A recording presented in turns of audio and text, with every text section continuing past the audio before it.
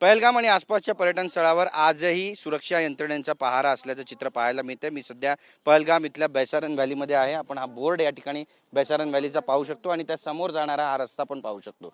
ज्यावेळी इथे सीझन असतो, मे महिन्यामध्ये पर्यटक येत असतात, त्यावेळी या रस्त्यावरती वर्दळ असते घोड्यांची, गाड्यांची। मात्र आता हा संपूर्ण रस्ता जो आहे त्या ठिकाणी शुकशुकाट आपल्याला पाहायला मिळतोय। एकंदरीतच सुरक्षेच्या कारणास्तव हा रस्ता जो आहे तो बंद ठेवण्यात आलेला आहे। बैसारन व्हॅलीचा जो पॉइंट आहे, जिथे 22 एप्रिल 2025 रोजी दहशतवाद्यांनी हल्ला केला होता, 26 निरपराधांचा जीव घेतला होता, बळी घेतला होता, त्या ठिकाणी आता कुणालाही जाऊ दिलं जात नाहीये सुरक्षेच्या कारणास्तव। आज देखील हे रस्ते जे आहेत बैसारन व्हॅलीला जायसाठी किंवा मग इथे असलेले 4 ते 5 पॉइंट ज्या ठिकाणी हे सगळे पर्यटक येत असतात, हे सगळे पॉइंट बंद ठेवण्यात आलेले आहेत।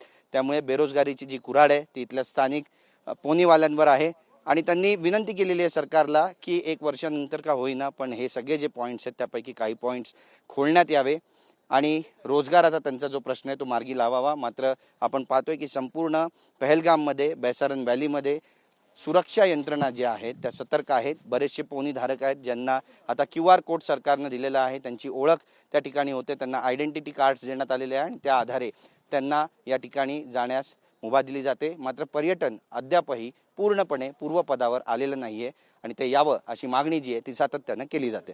कॅमेरा पर्सन योगेश गुरवसह गिरीश गायकवाड, TV9 मराठी, पहलगाम।